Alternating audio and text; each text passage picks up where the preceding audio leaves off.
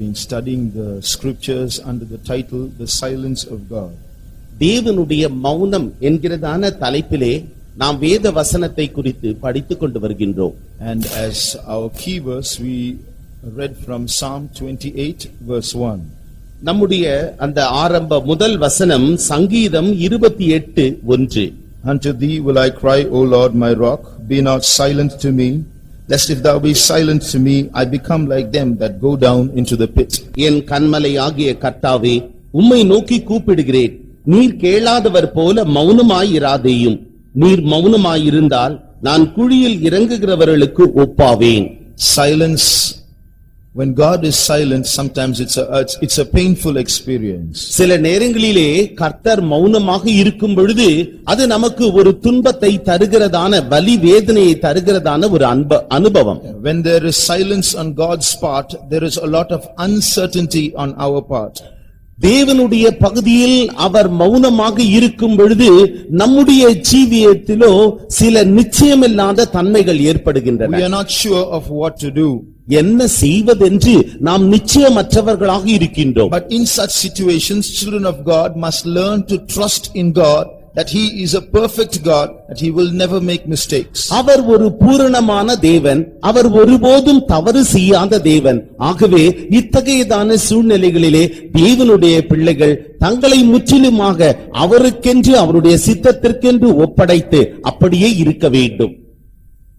I think it was a poem composed by King George the Sixth. George மன்னர், 6ஆம் George மன்னர் எழுதினதான ஒரு கவிதை. I said to the man who stood at the gate of the year, Y-E-A-R, வருஷத்தின் வாசலிலே நின்று கொண்டிருந்ததான ஒரு மனுஷனை நான் கண்டேன்.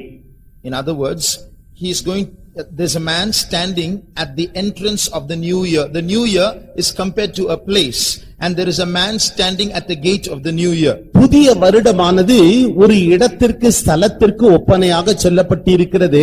அந்த புதிய வருடத்தின் ஆரம்பமானது ஒரு வாசலாக காணப்படுகிறது. அங்குதானே ஒரு மனுஷன் நின்று கொண்டிருக்கிறான். So this king goes to the man who stands at the gate of the year. அந்த வருடம் என்கிறதான அந்த கட்டடத்தின் வாயிலிலே நின்று கொண்டிருக்கிறதான அந்த மனுஷனிடத்திலே இந்த ராஜா நெருங்குகின்றார். This king does not know what lies in the new year. அந்த புதிய ஆண்டிலே என்ன சம்பவிக்க போகிறது என்பதை இந்த ராஜா அறியாதவனாக இருந்தான். The new year is dark before him. அவனுக்கு முன்பாக புதிய வருடமானது ஒரு இருளை போல அந்தகாரத்தை போல இருந்தது. So he asks the man at the gate of the year, அந்த வாசலிலே நிற்கிறதான அந்த மனுஷனை பார்த்து அவர் கேட்கிறார், give me a light so that I can step into the unknown. நான் தெரியாத இடத்திற்கு செல்லும்படியாக எனக்கு ஒரு தீபத்தை நீங்கள் தாருங்கள். Then the man at the gate of the year said to the king, அப்பொழுது அந்த வாயிலிலே நின்று கொண்டிருந்ததான அந்த மனுஷன் அந்த ராஜாவை பார்த்து சொன்னான், step into the darkness.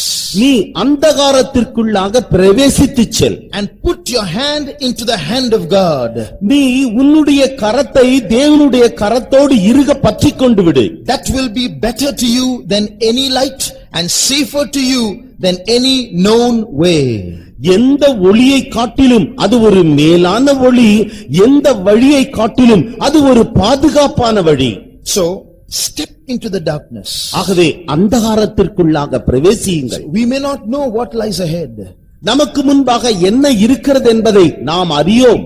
We don't know why God is not talking to us sometimes. சில நேரங்களிலே தேவன் நம்மோடு ஏன் பேசுகிறதில்லை என்பதை குறித்தும் நாம் அறியோம். But by faith, by trusting in Him, we must step into the dark. விசுவாசத்தினாலே அவர் மீது இருக்கிறதான நம்பிக்கையினாலே நாம் அந்த அந்தகாரத்திற்குள்ளாக பிரவேசிக்க வேண்டும். And it will be sure we will discover the hand of God there. நிச்சயமாகவே தேவனுடைய கரத்தை அங்கு நாம் கண்டுபிடிப்போம். அது உண்மை. And that is safer than any light and safer than any known way. அது எந்த ஒளியை காட்டிலும் எந்த தெரிந்த வழியை காட்டிலும் மிகவும் பாதுகாப்பானது, பத்திரமானது. In connection with this, during the past 2 days, we consider the silence that persisted for a season in the lives of two people. ரெண்டு நபர்களுடைய ஜீவியத்திலே ஒரு குறிப்பிட்ட காலத்திலே எவ்விதமாக மௌன காலம் என்று இருந்தது என்பதை குறித்து இந்த வசனத்தின் வெளிச்சத்தின் அடிப்படையிலே நாம் கண்டோம். In the life of Abraham, there was a silence from the age of 86 to 99. ஆபிரகாமுடைய ஜீவியத்தில் 86வது வயது முதற்கொண்டு 99வது வயது வரைக்கும் அவனுடைய ஜீவியத்திலே ஒரு மௌனத்தின் காலம் இருந்தது. In the life of Daniel, there was a silence for a period of 23 years. தானியேலுடைய ஜீவிய காலத்திலே 23 ஆண்டுகள் ஒரு மௌன காலம் காணப்பட்டது. We studied what happened during those times of silence, and we cannot study those details now. அந்த குறிக்கப்பட்ட அந்த மௌன காலத்திலே என்னென்ன சம்பவித்தது என்பதை நாம் தெளிவாக படித்தோம். இப்பொழுது அதை மறுபடியுமாக திரும்ப படிக்க இயலாது. Well, God is a mystery. தேவன் தாமே ஒரு ரகசியம். His ways are mysterious. அவருடைய வழிகள் ரகசியமானவைகள். But one thing we may not understand, but he knows what he is doing. நாம் அந்த வழிகளை அறியாமல் இருப்போம் என்றாலும் அவர் தாம் செய்வதை இன்னதென்று அறிந்திருக்கிறார். Job went through a period of terrible trial. யோபு மிகவும் உபத்திரவத்தினுடைய சோதனைகளினுடைய அவன் கடந்து சென்றான். In almost the first 38 chapters, he was going on experimenting with questions. முதல் 38 அதிகாரத்திலே நாம் காணுகின்றோம் அவன் தொடர்ச்சியாக அநேக கேள்விகளினாலே அவன் சோதித்துக் கொண்டே ஆராய்ந்து கொண்டே இருக்கின்றான். Full of questions, full of arguments. அவன் கேள்விகள் மேல் கேள்விகள் கேட்கிறான், தர்க்கத்தின் மேல் தர்க்கம் செய்கிறான். But at the end he understood one thing. அதன் முடிவிலே அவன் ஒரு காரியத்தை நன்றாக புரிந்து கொண்டான். He understood that he did not understand many things. அநேக காரியங்களை அவன் அறிந்து கொள்ளாமல் ஒரு காரியத்தை அவன் he understood that he did not understand many things. அநேக காரியங்களை அவன் அறிந்து கொள்ளவில்லை என்பதை அவன் நன்றாக புரிந்து கொண்டான். Yes. Read Job 42:3. யோபின் புத்தகம் 42ஆம் அதிகாரம் 3ஆம் வசனம். அறிவில்லாமல் ஆலோசனை மறைக்கிற இவன் யார்? ஆகையால் நான் எனக்கு தெரியாததையும் என் புத்திக்கு எட்டாததையும் நான் அறியாததையும் அழைப்பினேன் என்கிறேன். Who is he that hindereth counsel with of knowledge? Therefore have I uttered that I understood not things too wonderful for me, which I knew not. So here he says, now I understand that there are things that I don't understand. நான் அறியாத காரியங்கள் அநேக உண்டு என்பதை இப்பொழுது நான் அறிந்து கொள்கிறேன் என்று சொல்லுகிறார். So God works in mysterious ways. We may not understand what he is doing. அவர் என்ன செய்கிறார் என்பதை நாம் அறிந்து கொள்ள இயலாத அளவிற்கு தேவன் தாமே சில ரகசியமான காரியங்களை அவர் செய்து கொண்டிருக்கிறார். But one thing, God knows what he is doing. என்றாலும் ஒரு காரியம், அவர் என்ன செய்கிறார் என்பதை அவருக்கு நன்றாக தெரியும். I've heard the story of 3 trees conversing with each other. 3 மரங்கள் ஒன்றோடொன்று பேசிக் கொண்டிருந்ததான ஒரு கதையை நான் அறிவேன். Some of you may know it. உங்களில் சிலர் அதை தெரிந்திருக்கலாம். Well, there were 3 trees in a forest and they were talking to each other. ஒரு காட்டிலே 3 மரங்கள் இருந்தது, அவைகள் ஒன்றுக்கொன்று பேசிக்கொண்டே இருந்தது. They were expressing their wishes for the future. எதிர்காலத்திலே தாங்கள் எவ்வாறு இருக்க வேண்டும் என்பதை குறித்து தங்களுடைய ஆவலை அது வெளிப்படுத்திக் கொண்டிருந்தது.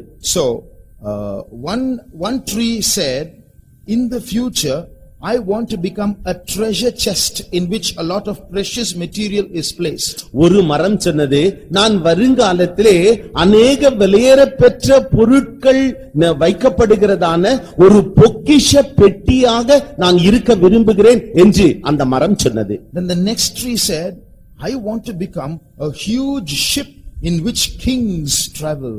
அடுத்த மரம் சொன்னது, நான் ராஜாக்கள் பயணம் செய்யக்கூடியதான ஒரு பெரிய கப்பலாக மாற விரும்புகிறேன் என்றது. The third tree said, I want to grow as tall as possible so that I can be as close to God as possible. அப்பொழுது மூன்றாவது மரம் சொன்னது, நான் எவ்வளவுக்கு அதிகமாக உயரமாக வளர முடியுமோ அவ்வளவுக்கு அதிகமாக உயரமாக வளர்ந்து நான் தேவனை நெருங்க விரும்புகின்றேன். I want to be as close to God as possible. நான் எவ்வளவுக்கு சாத்தியமோ அவ்வளவுக்கு நான் தேவனோடு நெருங்க விரும்புகின்றேன். Within a few days the woodcutter came. சில நாட்களுக்குள்ளாக மரம் வெட்டி அவன் வந்து விட்டான். He cut the first tree. அவன் முதலாவது மரத்தை வெட்டினான். First tree was happy. Maybe my wishes are going to be granted. இந்த முதல் மரமானது மிகவும் சந்தோஷப்பட்டது. ஏனென்றால் என்னுடைய ஆவல் நிறைவேறப் போகிறது. Maybe. ஒருவேளை என்னுடைய ஆவல் நிறைவேறப் போகிறது. The second tree was cut too. இரண்டாவது மரமும் கூட வெட்டப்பட்டது. Second tree was also anticipating, perhaps my dream is going to come true. இரண்டாவது மரமும் கூட அது நினைத்தது என்னவென்றால் என்னுடைய ஆவலும் கூட என்னுடைய கனவுகளும் கூட இப்பொழுது மெய்யாக போகிறது. The third tree was cut also. மூன்றாவது மரமும் கூட வெட்டப்பட்டது. The third tree was very sad. மூன்றாவது மரம் மிகவும் துக்கமடைந்தது. I wanted to be as close to God as possible and grow tall. நான் எவ்வளவுக்கு அதிகமாக உயரமாக வளர முடியுமோ அவ்வளவு அதிக உயரம் வளர்ந்து நான் தேவனோடு நெருங்க விரும்பினேன். But now my hopes are gone. என்னுடைய நம்பிக்கை போய்விட்டதே. Then the carpenter bought the first tree. அப்பொழுது அந்த தச்சன் முதலாவது மரத்தை கொண்டு வந்தான். You know what he did? அவன் என்ன செய்தான் தெரியுமா? He made it into a feeding vessel for cows. அது இந்த மாடுகளுக்கு தண்ணீர் வார்க்கிற தொட்டி, அதாவது ஆகாரம் போடுகிறதான ஒரு தொட்டியாக அதை மாற்றினான். First tree became very sad. முதலாவது மரம் மிகுந்த துக்கம் அடைந்தது. I thought I am going to become a treasure chest in which precious material can be put. வெளியேறப்பெற்ற பொருட்களை வைத்து பாதுகாக்கிறதான ஒரு பொக்கிஷ பெட்டியாக நான் இருக்க விரும்பினேனே. But now I have become a feeding vessel for cows. இப்பொழுதோ மாடுகளுக்கு ஆகாரம் கொடுக்கிறதான ஒரு தொட்டியாக மாறிவிட்டேனே. So it was very sad. அது மிகவும் துக்கமடைந்தது. And one day, ஒரு நாளிலே a newly married couple came walking that way. அந்த வழியாக புதிதாக விவாகம் செய்த தம்பதியினர் நடந்து கொண்டு வந்தார்கள். They were married only for some time. கொஞ்ச நாட்களுக்கு முன்பாகத்தான் அவர்களுக்கு விவாகம் நடைபெற்றது. One couple was walking that way. அந்த வழியாக ஒரு தம்பதியினர் நடந்து வந்து கொண்டிருந்தார்கள். And they had a child with them, a newborn baby with them. அவர்களோடு கூட ஒரு புதிதாக பிறந்த குழந்தை ஒன்று இருந்தது. And they placed that newborn baby in that feeding vessel for cows. அந்த குழந்தையை இந்த ஆடுகளுக்கு ஆகாரம் வார்ப்பிக்கிறதான அந்த தொட்டிக்குள் அந்த குழந்தையை வைத்தார்கள். Can anyone say who was that baby? அந்த குழந்தை யார் என்று உங்களுக்கு தெரியுமா? Jesus. அது இயேசு. Now what was the desire of the first tree? அந்த முதலாவது மரத்தினுடைய விருப்பம் என்ன? I must become a treasure chest containing precious things. விலையேறப்பெற்ற பொருட்கள் வைக்கப்படுகிறதான ஒரு பொக்கிஷ பெட்டியாக நான் இருக்க வேண்டும். Now what did it contain? இப்பொழுது அது எதை வைத்திருக்கிறது? Can it have anything more precious than what it is having now? இப்பொழுது அந்த தொட்டி தான் வைத்திருக்கிறதான அந்த பொக்கிஷத்தை காட்டிலும் விலையேறப்பெற்ற பொக்கிஷம் வேறு ஏதாகிலும் உண்டோ? Its dreams were fulfilled, but not in its thoughts, in a different way. அதனுடைய அந்த தரிசனமானது தன்னுடைய சுயமுறையில் அல்ல, வேறொரு வித்தியாசம் அந்த தரிசனம் நிறைவேற்றப்பட்டது. It was fulfilled in a far better way than it thought. அது எண்ணினதற்கு மேலாக மிகவும் அதிகமாக அதனுடைய எண்ணமானது நிறைவேற்றப்பட்டது. The second tree was bought by the carpenter. இரண்டாவது மரமானது இந்த தச்சரால் கொண்டு வரப்பட்டது. It wanted to become a big ship in which kings travel. ராஜாக்கள் பிரயாணம் செய்கிறதான ஒரு பெரிய கப்பலாக அது மாற விரும்பினது. The carpenter cut it and made it into a small fishing boat. அதை அந்த தச்சர் அதை சிறிது துண்டுகளாக அறுத்து மீன் பிடிக்கிற படகாக அவன் அதை மாற்றினான். It was very sad. அது மிகவும் துக்கம் அடைந்தது. My dreams are all gone. என்னுடைய சொப்பனங்கள் எல்லாம் போய்விட்டதே. One day some people were traveling in it. ஒரு நாளிலே சில ஜனங்கள் அதிலே பிரயாணம் பண்ணினார்கள். Some fishermen and other people. சில மீனவர்களும் மற்றவர்களும் அதிலே பிரயாணம் பண்ணினார்கள். Suddenly the wind started blowing heavily. திடீரென்று காற்றும் கடலும் மிக அதிகமாக வீசினது. One man stood up in that boat. அந்த படகிலே ஒரு மனிதர் எழுந்து நின்றார். And he said, "Peace, be still." நீ அமைதலாயிரு, அப்படியே இரு என்று அவர் சொன்னார். Who said that? அதை யார் சொன்னது? Jesus. இயேசு. What was that tree's wish? அந்த மரத்தினுடைய விருப்பம் என்ன? I must become a ship in which kings should travel. ராஜாக்கள் பிரயாணம் பண்ணுகிறதான ஒரு பெரிய கப்பலாக நான் மாற வேண்டும். But praise the Lord, the King of Kings traveled in that boat. கர்த்தருக்கு ஸ்தோத்திரம், ராஜாதி ராஜா அந்த படகிலே அவர் பிரயாணம் பண்ணினார். Its dreams were fulfilled in a far better way than it thought about itself. அந்த மரமானது தான் நினைத்த அந்த எண்ணத்திற்கு மேலாக இப்பொழுது வேறொரு காரியம் நிறைவேற்றப்பட்டது. You know what happened to the third tree? மூன்றாவது மரத்திற்கு என்ன சம்பவித்தது தெரியுமா? It was cut into 2 pieces and put in a corner. அது 2 துண்டுகளாக வெட்டப்பட்டு ஒரு மூலையிலே போடப்பட்டது. All its hopes were shattered. அதனுடைய எல்லா நம்பிக்கையும் சிதறடிக்கப்பட்டது. But one day, என்றாலும் ஒரு நாளிலே the carpenter came அந்த தச்சன் வந்தார்.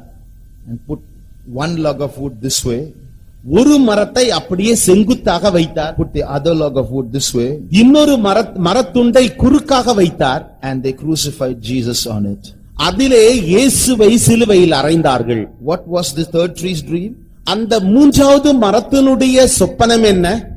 I want to be as close to God as possible. நான் எவ்வளவுக்கு சாத்தியமோ அவ்வளவுக்கு அதிகமாக தேவனோடு நெருங்க விரும்புகின்றேன். See its dreams. Could it have been more close to God than this? இதை காட்டிலும் தேவனோடு மிகவும் நெருங்கி சேர முடியுமா? அதனுடைய அந்த எண்ணத்தை சொப்பனத்தை பாருங்களேன். Its dreams and wishes were fulfilled but not in its own way. அதனுடைய விருப்பங்களும் வாஞ்சைகளும் நிறைவேறிற்று என்றாலும் அதனுடைய வழிமுறையில் And அல்ல. it was fulfilled in a far better way than it imagined. அது யோசித்ததற்கும் நினைத்ததற்கும் மேலாக அதிகமாக அதனுடைய விருப்பம் நிறைவேற்றப்பட்டது. So dear brother, dear sister, don't worry about the situation that you are in now. பிரியமான சகோதரனே சகோதரியே, நீ இப்பொழுது இருக்கிறதான அந்த சூழ்நிலையை குறித்து கவலைப்பட You வேண்டாம். may have 1,000 questions to ask, but stop. Don't ask those questions. உம்மிடத்திலே கேட்கக்கூடியதாக 1000 கேள்விகள் இருக்கலாம், என்றாலும் கேள்விகளை கேட்காதே. Today there are 2 groups of people in the church. இன்றைக்கு சபையிலே 2 விதமான கூட்டத்தினர் உண்டு. Everyone is going through problems. ஒவ்வொருவரும் பிரச்சனைகளின் வழியாக கடந்து செல்கிறார்கள். But there are 2 groups of people reacting to those problems. இருந்தாலும் இந்த 2 கூட்டத்தினர் அந்த பிரச்சனைகளை எதிர்கொண்டிருக்கிறார்கள். 2 விதத்தில் எதிர்கொள்கிறார்கள்.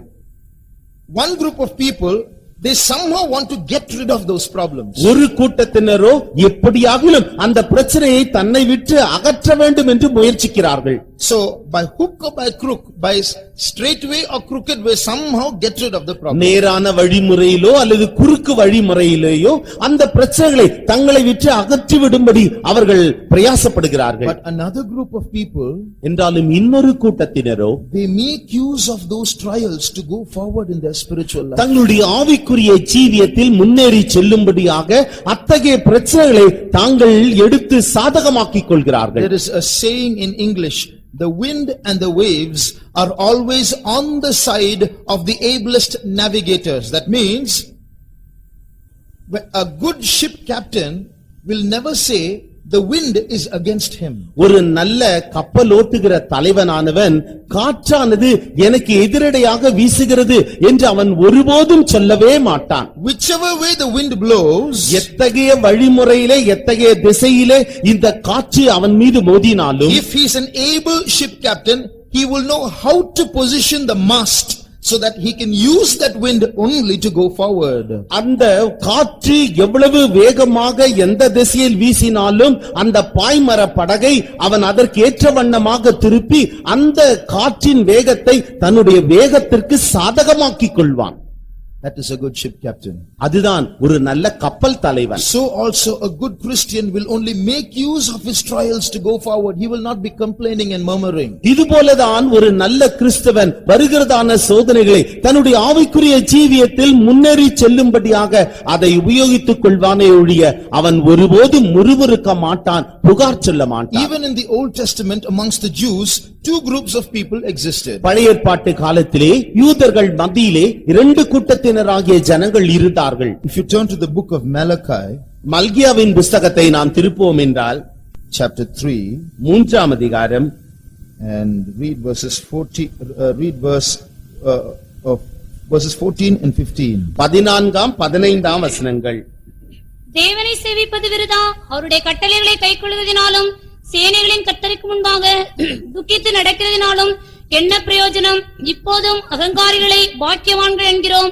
தீமை செய்கிறவர்கள் திடப்படுகிறார்கள். அவர்கள் தேவனை பரீட்சை பார்த்தாலும் விடுவிக்கப்படுகிறார்களே என்று சொல்லுகிறீர்கள். You have said it is vain to serve God, and what profit is it that we have kept His ordinance, and that we have walked more fully before the Lord of hosts, and now we call the proud happy, yeah, that work wickedness are list upon, yeah, that the tempt God even delivered. This group of people, they are having problems in their life. இந்த கூட்டத்தினராகிய ஜனங்களுக்கு தங்களுடைய ஜீவியத்திலே பிரச்சனைகள் இருக்கிறது. But they are frustrated and tired of their problems. என்றாலும் அவருடைய பிரச்சனைகளை குறித்து அவர்கள் மன தொய்வடைந்து களைப்புற்று சோர்வுற்று So இருக்கிறார்கள். what are they saying now? அவர்கள் இப்பொழுது என்ன சொல்லுகிறார்கள்? What is the use of serving God? தேவனை சேவிப்பதினால் என்ன பிரயோஜனம்? What is the use of keeping all His commandments? அவருடைய கட்டளைகளை கைக்கொள்ளுகிறதினால் என்ன பிரயோஜனம்? What is the use of walking mournfully before the Lord or fasting and praying? தேவனுக்கு முன்பாக துக்கித்து உபவாசித்து நடப்பதினால் என்ன பிரயோஜனம்? I am saying deliver me, nothing is happening. என்னை விடுவியும் என்று நான் அவரை பார்த்து கெஞ்சுகிறேன், என்றாலும் ஒன்றும் சம்பவிக்கவில்லை. Every time I go to the meeting, I get prayed for. The servants of God keep their hands on my head and pray for me, but nothing is happening. ஒவ்வொரு முறையும் நான் கூட்டத்திற்கு செல்கின்ற நேரத்திலே கர்த்தருடைய ஊழியக்காரர் என்னுடைய தலையின் மீது கை வைத்து ஜெபிக்கிறார்கள், என்றாலும் ஒன்றும் சம்பவிப்பதில்லை. Look at the wicked people of this world. இந்த உலகத்தின் துன்மார்க்கரை They பாருங்கள். are committing sin every day, அவர்கள் அனுதினமும் பாவத்தை செய்கிறார்கள், but they are happy. என்றாலும் அவர்கள் சந்தோஷமாக இருக்கிறார்கள். They have no problems. அவர்களுக்கு பிரச்சனையே இல்லை. Why I am like this all the time? ஏன் நான் இவ்விதமாக எப்பொழுதும் இருக்கிறேன்? This is one group of people. இது ஒரு கூட்டத்தினராகிய ஜனங்கள். They are God's children. அவர்கள் தேவனுடைய பிள்ளைகள். They are keeping His ordinances. அவர்கள் எல்லா முறைமைகளையும் பின்பற்றுபவர்கள். But at the same time, a lot of murmuring and complaining is coming out of them. என்றாலும் அவர்களுக்குள்ளே இருந்து முறுமுறுப்புகளும் புகார்களும் வந்து கொண்டிருக்கிறது. At the same time, அதே நேரத்தில் there is another group of people. இன்னொரு கூட்டத்தினர் உண்டு. They are also going through problems. அவர்களும் கூட பிரச்சனைகளின் வழியாக செல்லுகிறார்கள். But who are they? அவர்கள் யார்? Read the next verse. அடுத்த வசனத்தை வாசியுங்கள். அப்பொழுது கர்த்தருக்கு பயந்தவர்கள் ஒருவரோடு ஒருவர் பேசிக் கொள்வார்கள். கர்த்தர் kavaniத்து கேட்பார். கர்த்தருக்கு பயந்தவர்களுக்காகவும் அவருடைய நாமத்தை தியானிக்கிறவர்களுக்காகவும் ஞாபக புஸ்தகம் ஒன்று அவருக்கு முன்பாக எழுதப்பட்டிருக்கிறது. They that fear the Lord spake often one to another, and the Lord hearkened and heard it, and the book of remembrance was written before him for them that fear the Lord and that thought upon His name. This is the next group. இது அடுத்த கூட்டத்தினர். They are called those who fear the Lord. அவர்கள் கர்த்தருக்கு பயந்தவர்கள் என்று அழைக்கப்படுகிறார்கள். They were also speaking, அவர்களும் கூட பேசுகிறார்கள். but they were not saying what is the use of serving God. கர்த்தரை சேவிப்பதினால் என்ன பிரயோஜனம் என்று அவர்கள் சொல்லுகிறதில்லை. What is the use of living according to this truth? இந்த சத்தியத்திற்கு ஏற்றவண்ணமாக ஜீவிப்பதினால் என்ன பயன் என்று அவர்கள் What சொல்லுகிறதில்லை. is the use of fasting? உபவாசிப்பதினால் என்ன பயன் என்று சொல்லுகிறதில்லை. But they were speaking.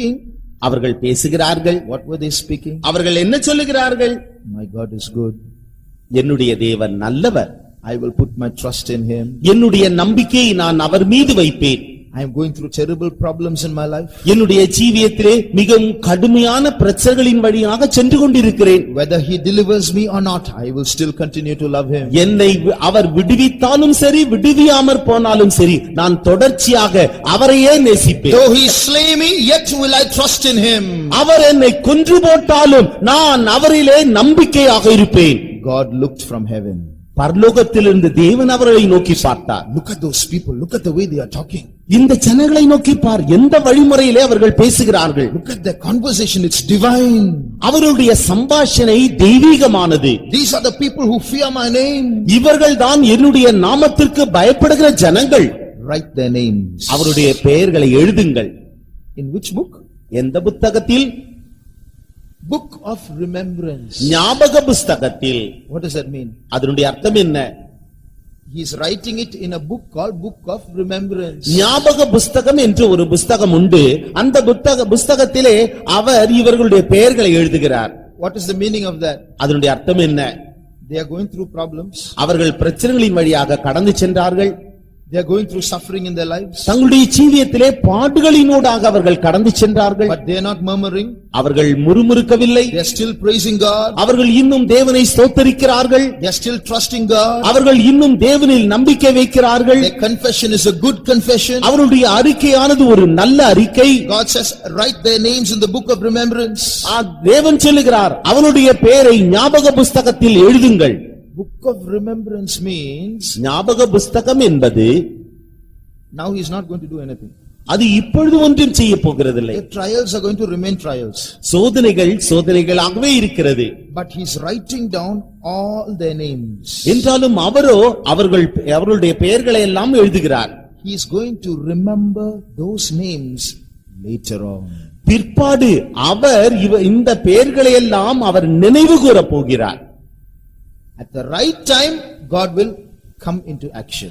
சரியான நேரத்திலே தேவன் தாமே அவைகளுக்கு ஏற்றவண்ணமாக கிரியை செய்வார். So the moment he says, "Write," I'm going to write their names in the book of remembrance. He only says, "I'm going to remember them. I'm not going to do anything now." நான் இவர்களுடைய பெயர்களை எல்லாம் ஞாபக புஸ்தகத்திலே எழுதப் போகிறேன் என்று சொல்லுகின்ற பொழுது அவர் எழுதத்தான் போகிறாரே ஒழிய அவர் வேறொரு கிரியும் அந்த நேரத்தில் நடப்பிக்க போகிறதில்லை. Why? ஏன்? Not because he can't do, அவரால் செய்ய முடியாதது என்பதல்ல. but he is waiting for a time when he will do it in such a special way, it will promote them. அவர் ஒரு விசேஷித்த முறையிலே ஏற்ற காலத்திலே செய்து அதன் மூலமாக அவர்களுக்கு ஒரு உயர்வை தரப்போகிறார். For example, உதாரணமாக Joseph interpreted the butler's dream. யோசேப்பு அந்த பானபாத்திரக்காரன் சொப்பனத்தை அவன் மொழிபெயர்த்தான். He was in prison அவன் சிறைச்சாலையிலே இருந்தான். and he said to the butler, "Please remember me and recommend me to the king. Tell him I'm here for no reason." பானபாத்திரக்காரனே, நீ ராஜாவினிடத்திலே இருக்கும் பொழுது என்னை நினைவு கூறுவாயாக, நான் எந்த விதமான தவறும் செய்யாமல் இந்த சிறைச்சாலையில் இருக்கிறேனே என்று நீ ராஜாவினிடத்திலே சொல்லு. The butler forgot. இந்த பானபாத்திரக்காரனும் மறந்து போனான். Why? ஏன்? God made him forget. தேவன் தாமே அவனை மறந்து போகும்படியாக செய்தார். But God had written it in the book of remembrance. தேவன் அவைகளை எல்லாம் ஞாபக புஸ்தகத்திலே எழுதிவிட்டார். So that this action might be, blessing might come later. ஆகவே இந்த ஆசீர்வாதம் பிற்பாடு வரும்படியாக. Supposing Joseph had been released at that time. ஒருவேளை யோசேப்பு அந்த நேரத்திலே சிறைச்சாலையிலிருந்து விடுவிக்கப்பட்டிருந்தால், The butler went and told the king, பானபாத்திரக்காரன் ராஜாவினிடத்திலே சொல்லியிருப்பான், "Is it true? Then release him immediately." அப்படியா, இது உண்மையா? அப்படி என்றால் சிறைச்சாலையிலிருந்து உடனே விடுவித்து விடு. Joseph is released from prison. யோசேப்பு சிறைச்சாலையிலிருந்து விடுவிக்கப்பட்டிருப்பான். He has to look for a job now. அவன் இப்பொழுது ஒரு வேலைக்காக தேடி இருப்பான். So when he goes for the interview, they'll ask him, "What's your qualification?" அவன் ஒரு நேர்முக தேர்வுக்காக நேர்முக காணலுக்காக செல்லும் பொழுது உன்னுடைய கல்வி யோகியதாம்சம் என்ன என்று கேட்டிருப்பார்கள். 10 years in prison. 10 ஆண்டுகள் சிறையில் இருந்தேன். Will he ever get a job? அவன் வேலையை பெற்றுக்கொள்வானா?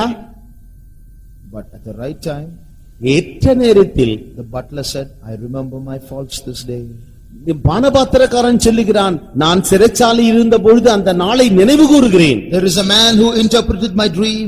என்னுடைய சொப்பனத்தை வியாக்கியானம் செய்ததான ஒரு மனுஷன் அங்கு உண்டு. And as a result of that late remembrance, the action was so well timed that Joseph went right to the throne. தாமதமாக அவனுடைய செய்கை நினைவு கூறப்பட்டாலும் அவன் யோசேப்பு சிங்காசனத்திற்கு உயர்த்தப்பட்டான். Like that, dear brother, dear sister. பிரியமான சகோதரனே சகோதரியே, இதுபோல Perhaps God is silent in your life. ஒருவேளை தேவன் உன்னுடைய ஜீவியத்தில் மௌனமாக இருக்கலாம். But don't murmur.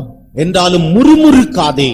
You will become the first category of people who are saying, "What's the use of serving God?" தேவனை சேவிப்பதினால் என்ன பிரயோஜனம் என்று சொல்லுகிற அந்த முதல் கூட்ட ஜனத்தினரை போல நீ இருக்கலாம். The next chapter says, Such people will fall into the tribulation period. அத்தகைய ஜனங்கள் உபத்திரவ காலத்திலே விழுவார்கள் என்று அடுத்த அதிகாரத்திலே நாம் வாசிக்கின்றோம். But for those who fear the Lord, கர்த்தருக்கு பயப்படுகிறவர்களோ, the next chapter says, the Son of righteousness will rise with healing in his wings. நீதியின் சூரியனானவர் அவர்களை நீதியின் பாதையிலே நடத்துவார்.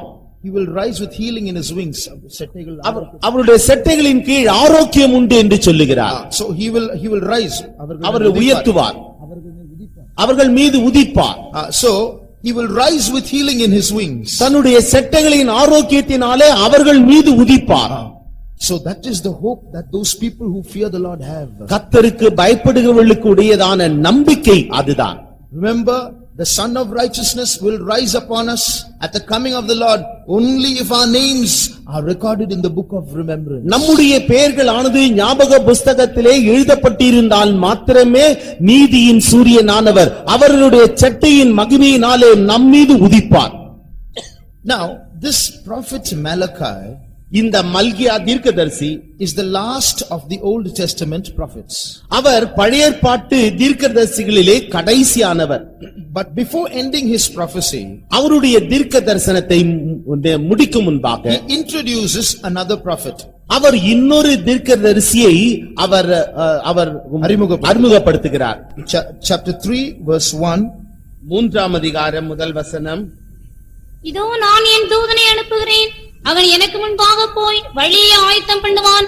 அப்பொழுது நீங்கள் தேடுகிற ஆண்டவரும் நீங்கள் விரும்புகிற உடன்படிக்கையின் தூதனுமானவர் தம்முடைய ஆலயத்துக்கு தீவிரமாய் வருவார். இதோ வருகிறார் என்று. Behold, I will send my messenger, and he shall prepare the way before me. Chapter 4 and verse 5. 4ஆம் அதிகாரம் 5ஆம் வசனம். இதோ கர்த்தருடைய பெரிதும் பயங்கரமான நாள் வருகிறதற்கு முன்னே நான் உங்களிடத்திற்கு எலியா தீர்க்கதரிசியை அனுப்புகிறேன். Before the coming of the great and dreadful day of the Lord. So here we see there are two prophecies made about a future prophet. எதிர்காலத்தில் வரப்போகிறதான தீர்க்கதரிசியை குறித்து இரண்டு இடங்களிலே இவ்விதமாக முன்குறித்து சொல்லப்பட்டிருக்கிறது. No need to read, but in Matthew chapter 11 verses 10 and 14, மத்தேயு எழுதின சுவிசேஷம் chapter 11, 11ஆம் அதிகாரம் 10ஆம் 14ஆம் வசனத்திலே அதை வாசிக்க வேண்டாம். But these two prophecies are fulfilled in John the Baptist. இது யோவான் ஸ்நானகனிடத்திலே இந்த இரண்டு தீர்க்கதரிசனங்களும் நிறைவேற்றப்பட்டதை நாம் காணுகிறோம். And in verse 9 he is called a prophet. 9வது வசனத்திலே அவன் தீர்க்கதரிசி என்று அழைக்கப்படுகிறார். But do you know something? என்றாலும் ஒரு காரியம் உங்களுக்கு தெரியுமா? Between Malachi and John the Baptist, மல்கியாவிற்கும் யோவான் ஸ்நானகருக்கும் இடையில் there was a period of 400 years where there was no prophet. 400 வருஷங்களாக தீர்க்கதரிசிகளே இல்லாத ஒரு காலம் இருந்தது. A period of 400 years where there was no prophet, no prophecy. 400 வருஷங்களாக தீர்க்கதரிசிகளும் இல்லை, தீர்க்க தரிசனமும் இல்லை. A period of silence for 400 years. 400 ஆண்டு காலம் இந்த மௌன காலம் காணப்பட்டது. This is a period between the Old Testament and the New Testament. It is called the intertestamental period. புதிய ஏற்பாட்டிற்கும் பழைய ஏற்பாட்டிற்கும் இடையே உள்ளதான இந்த ஏற்பாடுகளின் இடைக்காலம். What happened during these periods of silence? இந்த மௌன காலத்திலே என்ன சம்பவித்தது? Why did prophecy suddenly stop? ஏன் தீர்க்க தரிசனமானது திடீரென்று நின்று போயிற்று? Why didn't God raise up more prophets? ஏன் தேவன் அதிகமான தீர்க்கதரிசிகளை எழுப்பவில்லை? Why for a period of 400 years God never sent anyone to the children of Israel? 400 வருஷ காலம் ஏன் தேவன் இஸ்ரவேல் புத்திரரிடத்திலே தீர்க்கதரிசிகளை யாரையும் அனுப்பவில்லை? We know one reason is they had been constantly rejecting all these prophets. ஒரு காரியத்தை நாம் அறிவோம், தொடர்ச்சியாக அவர்கள் தீர்க்கதரிசிகளை எதிர்த்துக்கொண்டே தள்ளிக்கொண்டே இருந்தார்கள். Apart from that, we don't know any other reason. அதற்கு அப்பால் நமக்கு வேறொரு காரணம் தெரியாது. But many things happened during those 400 years of silence from which we have to study many things. இந்த 400 ஆண்டு கால மௌன காலத்திலே அநேக காரியங்கள் சம்பவித்தது, இதை நாம் படிக்க வேண்டும். We will take a few out of them and study them for our edification. நம்முடைய பக்தி விருத்திக்கு ஏதுவாக அவைகளில் சிலவற்றை எடுத்து நாம் படிப்போமாக. First of all, முதலாவது, who were the prophets? தீர்க்கதரிசிகள் யார்? What was the duty of the prophets? தீர்க்கதரிசிகளுடைய வேலை என்ன? They taught the way of the Lord. அவர்கள் கர்த்தருடைய வழியை குறித்து பேசினார்கள். They pinpointed sin and backsliding amongst the Israelites. இஸ்ரவேலர்கள் மத்தியிலே பாவத்தை குறித்தும் பின்மாற்றத்தை குறித்தும் குறிப்பாக உணர்த்தினார்கள். And they warned of judgment that is going to come. அவர்கள் மீது வரப்போகிறதான நியாய தீர்ப்பை குறித்து அவர்களிடத்திலே எச்சரித்தார்கள். But now no more prophets, no more prophecy. இப்பொழுதோ தீர்க்கதரிசிகளே இல்லை, தீர்க்க தரிசனமும் இல்லை. So nobody is there to pinpoint sin. ஆகவே பாவத்தை குறிப்பாக உணர்த்தும்படியாக யாரும் இல்லை. No one is there to warn of judgment. நியாய தீர்ப்பை குறித்து எச்சரிக்கும்படியாக யாரும் இல்லை. It's dangerous to be without a prophet. தீர்க்கதரிசி இல்லாமல் இருப்பது மிகவும் ஆபத்தானது. In the times of all the kings there were prophets. எல்லா ராஜாக்களின் காலங்களிலேயும் நாம் தீர்க்கதரிசிகளை பார்க்கிறோம். In the time of Solomon there was no prophet. சாலமோனின் நாட்களிலோ தீர்க்கதரிசிகள் இல்லை. There was no one to correct him. அவனை சரி செய்யும்படியாக யாரும் இல்லை. It is dangerous to be without a prophet. தீர்க்கதரிசி இல்லாமல் இருப்பது மிகவும் ஆபத்தானது. There is no one, no human being who is outside of error, outside of correction. எந்த மனிதனும் அவன் திருத்தப்பட முடியாதவனாக இல்லை, அவசியம் இல்லாதவனாக அவன் காணப்படவில்லை. There is no human being who is above correction. திருத்தப்பட முடியாத அளவிற்கு எந்த மனுஷனும் மேம்பட்டவன் அல்ல. திருத்த முடியாதல்ல, திருத்த தேவையில்லாத அளவுக்கு எந்த மனுஷனும் மேம்பட்டவன் அல்ல. Because we are all human, at some time or the other we all need correction. நாம் எல்லாரும் மனிதர்களாக இருக்கிறோம். ஆகவே ஏதாகிலும் ஒரு வழிமுறையிலே எந்த நேரத்திலே நமக்கு சரி செய்தல் தேவைப்படுகிறது. Whether we are servants of God or believers, we all need people to correct us. நாம் கர்த்தருடைய ஊழியக்காரரோ அல்லது விசுவாசிகளோ நம்மை திருத்தும்படியாக யாரோ ஒருவர் நமக்கு தேவைப்படுகிறார். Look at David. தாவீதை பாருங்கள். He was a king, அவன் ராஜாவாக இருந்தான். but he was a prophet also. அவன் ஒரு தீர்க்கதரிசியும் கூட. There are so many prophecies in his psalms. அவனுடைய சங்கீதங்களிலே अनेक தீர்க்கதரிசனங்கள் காணப்படுகிறது. Who is a prophet? Who is a prophet? ஒரு தீர்க்கதரிசி யார்? See the Tamil term, he is one who can see far away. மிகவும் தொலைதூரத்தில் உள்ளதான ஒன்றை அவன் காணக்கூடியவன். According to the Tamil term, Tamil மொழிபெயர்ப்பிற்கு ஏற்றவண்ணமாக தீர்க்கதரிசி means one who can see far away. தீர்க்கதரிசி என்று சொன்னால் தொலைவில் உள்ளதான ஒன்றை காணக்கூடியவன். So David is a prophet. தாவீது ஒரு தீர்க்கதரிசி. But he needed a Nathan the prophet to correct him. என்றாலும் அவனை சரிபடுத்தும்படியாக சீர்படுத்தும்படியாக அவனுக்கும் ஒரு தீர்க்கதரிசி தேவைப்பட்டது. நாத்தான் தீர்க்கதரிசி. So he needed a Nathan the prophet to correct him. ஆகவே அவனை சரி செய்யும்படியாக நாத்தான் என்கிற தீர்க்கதரிசி அவனுக்கு தேவைப்பட்டது. So none of us is beyond correction. We all need correction at some time or the other. நாம் ஏதோ ஒரு வழிமுறையில் எந்த நேரத்திலாகிலும் நம்மை சரி செய்யும்படியாக ஒருவர் நமக்கு ஒரு தீர்க்கதரிசி தேவைப்படுகிறது. God may in some way or the other raise up people to point out our errors to correct us. நம்முடைய குற்றங்குறைகளை சுட்டிக்காட்டி நம்மை சீர்படுத்தும்படியாக தேவன் அவ்வப்பொழுது மனுஷரை ஏற்படுத்துகிறார். Such people are only a wall of protection. அத்தகையோர் நம்மை சூழ பாதுகாக்கிற ஒரு மதில் சுவர். Looking at it outwardly, they might seem to be our adversaries, but spiritually they are the ones who protect our lives. வெளியரங்கமாக பார்க்கும் பொழுது அவர்கள் நமக்கு எதிராளிகளைப் போல காணப்பட்டாலும் நம்முடைய ஆத்துமாவை ஆவிக்குரிய ஜீவியத்தை பாதுகாப்பவர்கள் அவர்கள்தான். Maybe a person comes as an adversary, always criticizing us.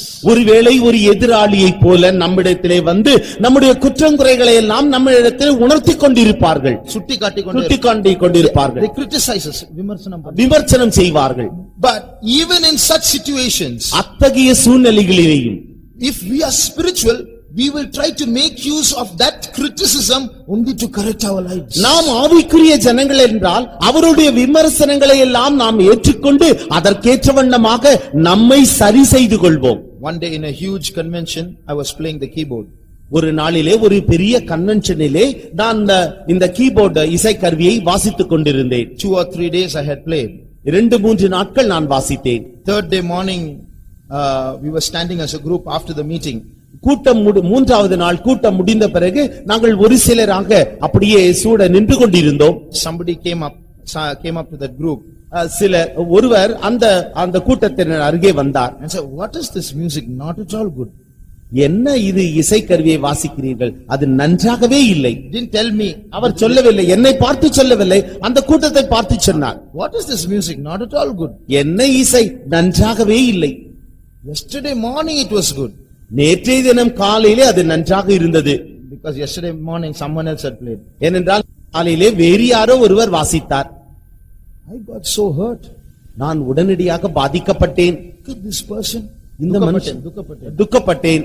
Look at this person, how in front of such a group of people straightforward comes and criticizes like this. இத்தகைய கூட்டத்தினர் மத்தியிலே நேரடியாக வந்து முகத்திற்கு முகம் பார்த்து இவர் இவ்விதமாக ஒரு விமர்சனம் செய்கிறாரே. So I went and told my leader, see, if they don't want me to play, they don't like me to play, I don't want to play. அப்பொழுது என்னுடைய நடத்திப்புக்காரரிடத்திலே நான் போய் சொன்னேன், நான் வாசிப்பது அவர்களுக்கு பிடிக்கவில்லை என்றால், அவர்களுக்கு விருப்பம் இல்லை என்றால் நான் வாசிக்கவில்லை. I am very hurt with that person. நான் அந்த நபரின் மூலமாக மிகுந்த வருத்தப்படுகிறேன், துக்கப்படுகிறேன். Then the leader said, no, you have to play, I am asking you to play. அப்பொழுது நடத்திப்புக்காரர் சொன்னார், நான் சொல்லுகிறேன், நீ வாசிக்க வேண்டும். So in the evening with great sorrow, reluctantly I went to play. நான் அந்த மாலை நேரத்திலே மிகுந்த துக்கத்தோடு மன விருப்பம் இல்லாதவனாக நான் அந்த இசைக்கருவியை இசைத்தேன். God asked me, அப்பொழுது தேவன் என்னிடத்திலே கேட்டார், why were you hurt? நீ ஏன் துக்கப்பட்டாய்? Is it not because you feel that you play the keyboard very well that you are hurt? Is it not because you feel that you play the keyboard very well that you are hurt? நீ ஏதோ அந்த இசைக்கருவியை நன்றாக வாசித்தாய் என்று வாசிக்கிறாய் என்று நினைத்ததினால் அல்லவா நீ துக்கப்பட்டாய்? You have a personal opinion that you play well. நீ நன்றாக வாசிக்கிறாய் என்ற ஒரு பெரிய எண்ணம் உனக்குள் இருக்கிறது. That is why when that person said something contrary to that, you are hurt. ஆகவே தான் அந்த நபர் உன்னுடைய விருப்பத்திற்கு எதிர்மறையாக சொல்லுகின்ற பொழுது நீ அதனாலே துக்கப்பட்டாய். So that you are hurt is only your pride. உன்னுடைய பெருமையினாலே நீ துக்கப்பட்டாய். Immediately I repented. உடனடியாக நான் மனஸ்தாபப்பட்டேன். Then the very person who criticized me, I started praising God for giving such a person. என்னை விமர்சித்ததான அந்த நபருக்காக நான் தேவனை ஸ்தோத்திரித்தேன். ஏனென்றால் அவர் என்னை விமர்சித்தாரே. I said, Lord, thank you for raising up such people to show me my pride. ஆண்டவரே, என்னுடைய பெருமையை சுட்டிக்காட்டும்படியாக இத்தகைய நபரை எழுப்பினீரே, அதற்காக நான் உமக்கு ஸ்தோத்திரம் செலுத்துகிறேன். So God was able to rectify my life because of that. தேவன் இதன் மூலமாக என்னுடைய ஜீவியத்தை அவர் சரி செய்தார். So in some way or the other, God will raise up people to correct us, to show us our faults. Thank God for them. நம்முடைய குற்றங்குறைகளை சுட்டிக்காட்டும்படியாக தேவன் சிலரை எழுப்பி விமர்சிக்க வைப்பார். அதற்காக நாம் தேவனுக்கு நன்றி செலுத்த வேண்டும். On the other hand, அடுத்த பகுதியிலோ, if someone comes and criticizes us, யாராவது ஒருவர் வந்து நம்மை விமர்சித்தால், why did you say that? நீ ஏன் இவ்விதமாக சொல்லுகிறாய்? If they ask us that, இவ்விதமாக அவர்கள் கேட்டால், we can say, you mind your own business. நீ உன்னுடைய வழியை பார்த்து கொண்டு போ. As if you are very righteous. நீ ஏதோ ஒரு பெரிய நீதிமானை போல பேசுகிறாய். I know what you do. நீ என்ன செய்கிறாய் என்று எனக்கு தெரியும். This is a common conversation. இதுதான் நம்முடைய பொதுவான சம்பாஷணை. What will happen? என்ன நடக்கும்? Next time that person will be afraid to come and ask us when we make a mistake. அடுத்த முறை நாம் தவறு செய்கின்ற நேரத்திலே அந்த குறிக்கப்பட்ட நபர் நம்மிடத்திலே வந்து சொல்லுவதற்கே பயப்படுவார். What have I done? நான் என்ன செய்தேன்? I have broken my wall of protection. என்னுடைய பாதுகாப்பான காணப்படுகின்ற அந்த மதிலை நான் உடைத்து போட்டேன். I have lost one person, one prophet who can come and correct me. என்னை சீர்படுத்துகிற சரி செய்கிறதான ஒரு தீர்க்கதரிசியை நான் இழந்தேன். That is a very dangerous situation. அது மிகவும் ஆபத்தான சூழ்நிலை. Today we want independence. இன்றைக்கு நாம் சுயாதீனம் உள்ளவர்களாக இருக்க We விரும்புகிறோம். don't want anyone to correct us. நம்மை சீர்படுத்தும்படியாக யாரையும் அனுமதிப்பதில்லை. My wish, my pleasure, this is my body, I will do what I like. Who will question me? இது என்னுடைய சரீரம், என்னுடைய விருப்பம், என்னுடைய வாஞ்சை, நான் எது வேண்டுமானாலும் செய்வேன். என்னை திருத்துவதற்கு இவர் யார்? We can say that. நாம் சொல்லலாம். Life will be happy. ஜீவியம் சந்தோஷமாக இருக்கும், but the end will be bitter. என்றாலும் முடிவோ கசப்பாக இருக்கும். But God must keep prophets in the church.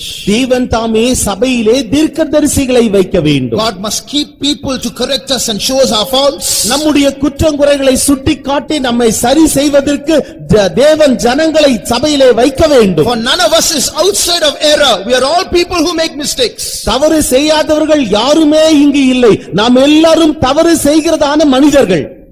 They say in English, the only person who does not make mistakes is the person who does nothing.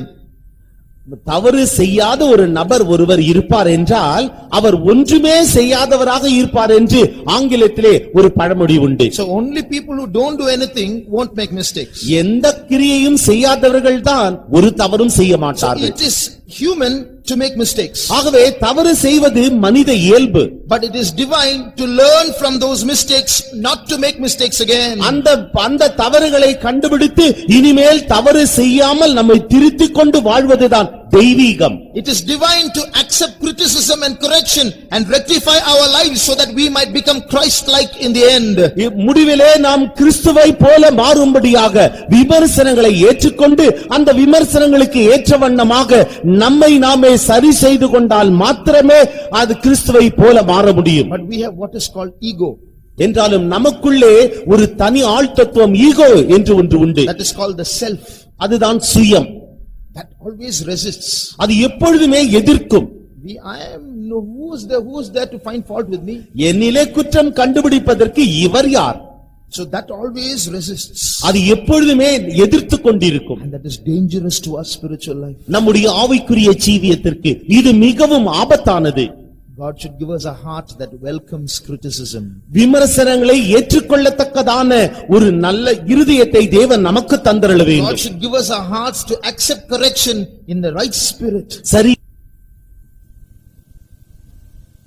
1 minute shall we all close our eyes and praise God for that? ஒரு நிமிட நேரத்துக்கு நம்முடைய கண்களை சற்று மூடி நாம் தேவனை இதற்காக ஸ்தோத்திரிப்போமா? We can quickly grow in our spiritual life. நம்முடைய ஆவிக்குரிய ஜீவியத்திலே துரிதமாக வளர முடியும். We can quickly humble ourselves and know how weak we are. நாம் உடனடியாக நம்மை தாழ்த்தி நாம் எவ்வளவு பலவீனர் என்பதை நம்மால் உணர்ந்து கொள்ள முடியும். God should make us people who accept correction in the right spirit. சரியான வழிமுறையிலே சரியான ஆவியிலே இத்தகையதான சீர்படுத்துதலை ஏற்றுக்கொள்ளத்தக்கதான ஒரு மனப்பக்குவத்தை தேவன் நமக்குள் தர வேண்டும். For that let us all praise God. அதற்காக நாம் தேவனை ஸ்தோத்திரிப்போமாக. Praise the Lord. Praise you Jesus. Praise you Jesus. Praise you Lord. Praise you Lord. Praise you. We praise you. We praise you. We praise you Lord. We praise you. We praise you. We praise you. We praise you. We praise you. We praise you.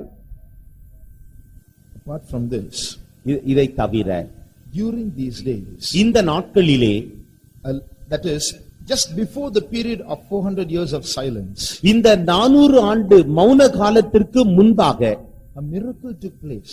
ஒரு பெரிய அற்புதம் நடைபெற்றது. It took place in the nation of Israel. இஸ்ரவேல் தேசத்திலே இந்த அற்புதம் நடைபெற்றது.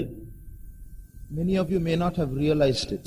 உங்களில் அநேகர் இதை உணர்ந்திருக்க மாட்டீர்கள். From the time the children of Israel left Egypt, இஸ்ரவேல் புத்திரர் எகிப்து தேசத்தை விட்டு புறப்பட்டதுக்கு பிறகு, from the incident of the golden calf, அந்த பொன் கன்றுக்குட்டி உருவாக்கப்பட்ட அந்த நிகழ்ச்சிக்கு பிறகு, after they reached the land of Canaan, கானான் தேசத்தில் அவர்கள் சென்ற பிறகு, their history is stinking with idolatry. அவருடைய வரலாறானது இந்த விக்கிர ஆராதனையினாலே மிகவும் நாற்றமடித்துக் கொண்டிருந்தது. God tried to correct them. தேவன் அவர்களை சரி செய்ய விரும்பினார். Sent enemies after them.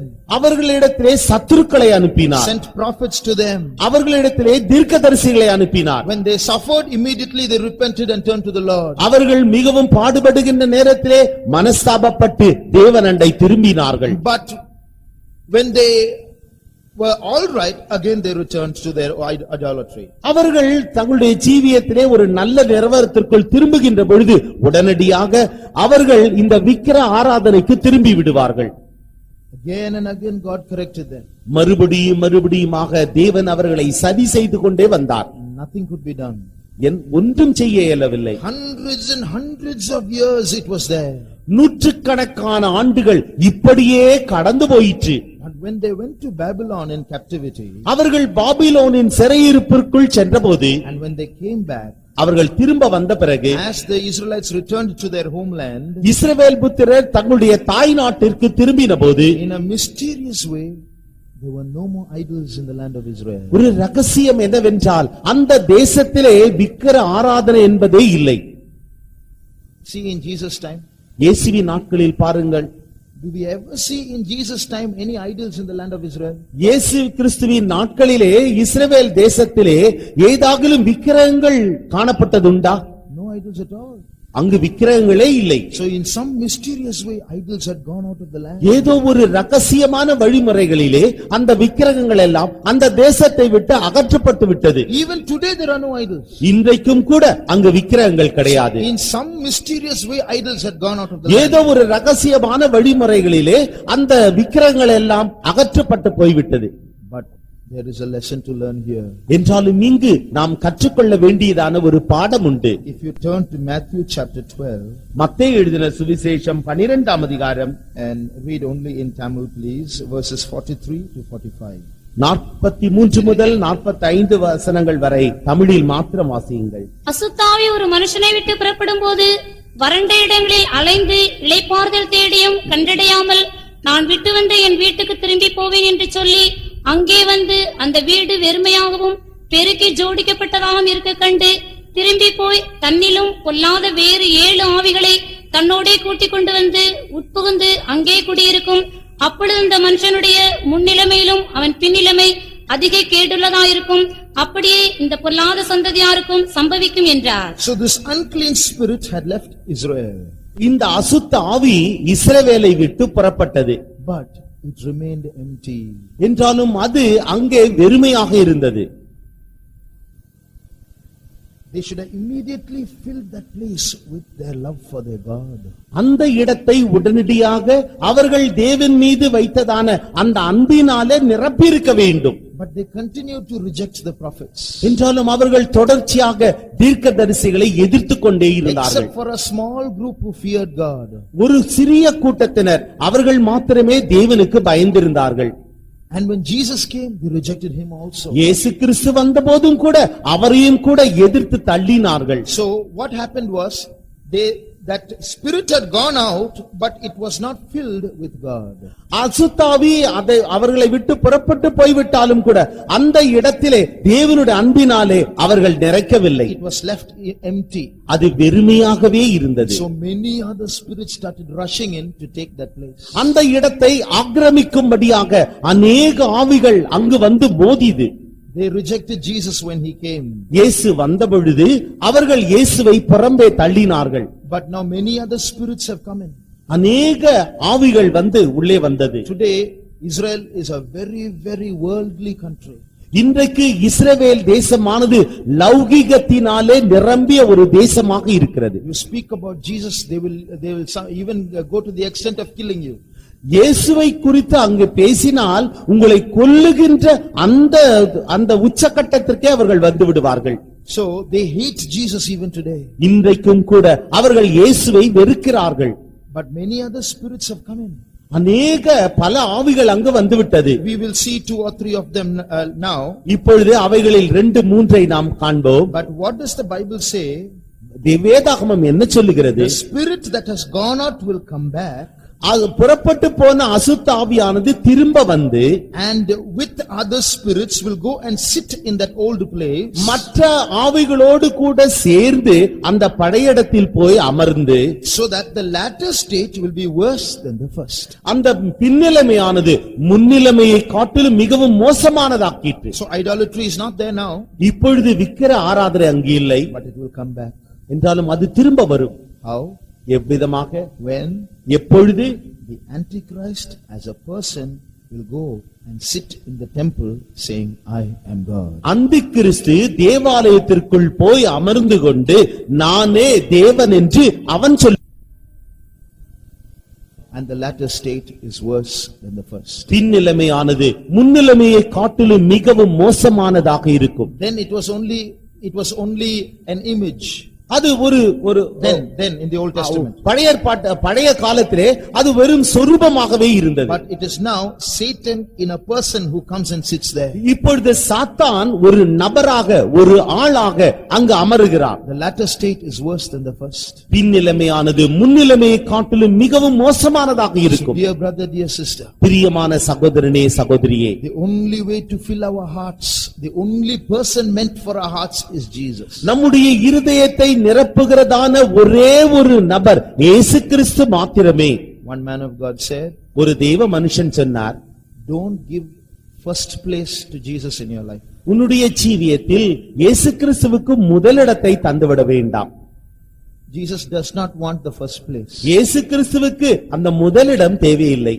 Jesus wants all the place. இயேசு கிறிஸ்துவுக்கு எல்லா இடமும் தேவை. We must fill our hearts with him. நம்முடைய இருதயத்தை அவராலே நிரப்பிக் கொள்வோமாக. If there is anyone here who has come newly, யாராகிலும் ஒருவர் புதிதாக இங்கு வந்திருப்பீர்கள் என்றால், remember, if you want true satisfaction in your life, உங்களுடைய ஜீவியத்திலே ஒரு முழுமையான திருப்தி ஏற்பட வேண்டும் என்றால், no matter what you try in this world, nothing will satisfy you. இந்த உலகத்தில் நீங்கள் எதை சோதித்து பார்த்தாலும் எதுவும் உங்களை திருப்திப்படுத்தாது. If you think money will satisfy you, you are far from it. பணம் From the truth. You are far from the truth. பணம் உங்களை திருப்திப்படுத்தும் என்று நீங்கள் நினைப்பீர்கள் என்றால் நீங்கள் சத்தியத்தை விட்டு வெகு தொலைவில் இருப்பீர்கள். There was a very popular tennis star a few years ago by name McEnroe. மெக்கென்ரோ என்கிறதான ஒரு டென்னிஸ் வீரர் சில ஆண்டுகளுக்கு முன்பாக அவர் ஜொலித்துக் கொண்டிருந்தார். At the age of 24, he had become a billionaire. 24வது வயசிலே பில்லியன் கணக்கான பணத்திற்கு உரிமையாளராக அவர் மாறினார். He became so rich, he had everything to enjoy in the world. அவர் மிகவும் பெரிய ஐஸ்வர்யனாக மாறினார். இந்த உலகத்திலே அவர் நினைத்தால் எதையும் அனுபவிக்க முடியும். One day they interviewed him on the television. ஒரு நாளிலே தொலைக்காட்சியிலே அவரோடு கூட ஒரு சம்பாஷணை நடந்தது. They asked him, what is the greatest challenge that you face every day in your life? உம்முடைய ஜீவியத்திலே நீர் ஒவ்வொரு நாளும் சந்திக்கின்றதான சவால் என்ன? பெரிய சவால் என்ன? He said, the greatest challenge that I face every day in my life is to keep myself from committing suicide. ஒவ்வொரு நாளும் நான் சந்திக்கிறதான என்னுடைய ஜீவியத்தில் நான் சந்திக்கிறதான ஒரு பெரிய சவால் என்னவென்றால் தற்கொலை செய்வதிலிருந்து என்னை தப்பிக்க வைப்பதுதான். Every day it was a struggle for him.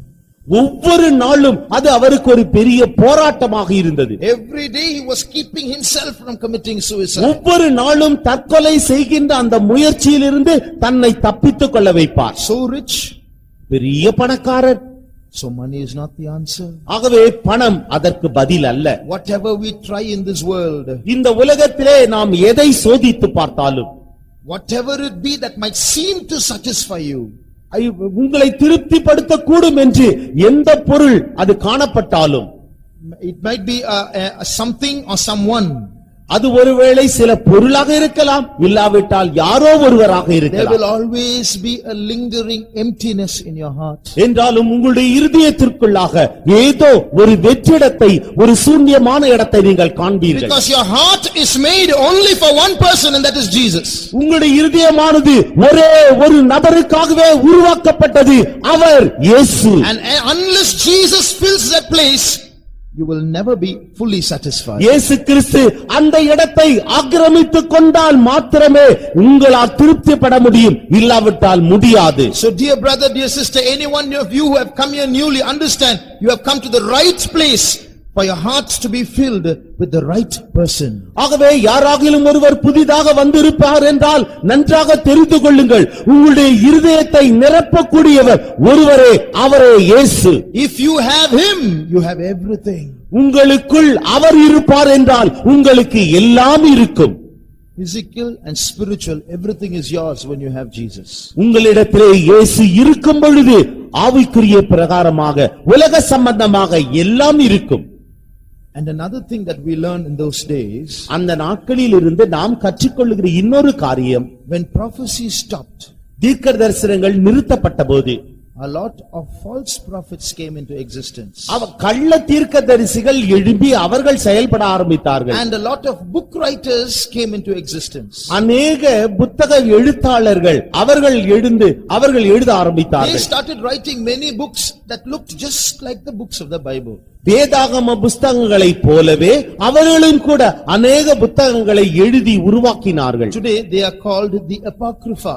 அவைகள் எல்லாவற்றையும் இன்றைக்கு தள்ளுபடி ஆகமம் என்று சொல்லுகிறோம். So they are a collection of books that were written in these 400 years of silence, but they are not part of the Bible, though they seem to be like the Bible. இந்த 400 ஆண்டுகால மௌன காலகட்டத்திலே இத்தகைய புத்தகங்கள் எல்லாம் உருவாக்கப்பட்டது, எழுதப்பட்டது.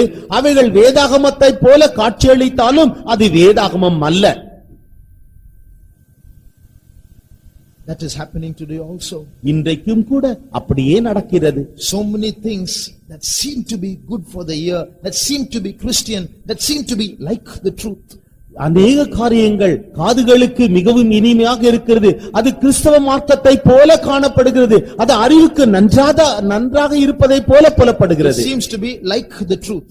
சத்தியத்திற்கு ஒப்பாக காணப்படுகிறது. In the apocryphal writings, God is there, angels are there, demons are there, but people are there, even some saints of the Old Testament are mentioned. தள்ளுபடி ஆகமங்களிலே தேவன் இருக்கிறார், தீர்க்கதரிசிகள் இருக்கிறார்கள், ஜனங்கள் இருக்கிறார்கள். இன்னும் புத்தகத்திலே தூதர்கள் பிசாசுகள் காணப்படுகிறார்கள்.